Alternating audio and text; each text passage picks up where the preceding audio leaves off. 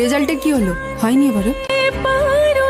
আরে সরকারি চাকরি পাচ্ছে না তো কি হয়েছে? তোমার বাবা একবার আমার সঙ্গে তোমার বিয়ে দিয়ে দেখো কি না, কিছু না কিছু করে নেবো ঠিক। তোমার বাপটাই ঢ্যাম না। এটা 7 বছর আগে স্কুলের টিচারের মেয়েকে পটিয়ে বিয়ে করার সময় মনে ছিল না?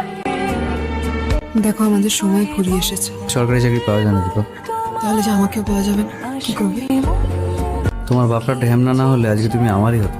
একটা সংসার ঠিক করে চালাতে জ্বর হলে সেটার চিকিৎসার জন্য কত টাকা লাগে কোনো আইডিয়া আছে তোমার? দায়িত্ব মানে বোঝো। একটা সংসার 3,000 টাকাতেও চলে যায়, আবার 30,000 কম পড়ে। সেমন জ্বর হলে পাড়ার ওষুধের দোকান থেকে 20 টাকার ওষুধ খেয়ে সেরে যায়। দায়িত্ব ওটা বুঝি বলি তোমাকে কোনোদিন বলতে উনি নিজে চলো পালিয়ে বিয়ে করে। নিম্ন বিদ্যাপিত করে ছেলে তো ওই দায়িত্ব কর্তব্য সম্মান এগুলো খুব ছোট থেকে বুঝে ফেলতে হয়। কিন্তু মনে হয় আমি তোমায় বোঝাতে পারিনি, সেজন্য তুমি আজকে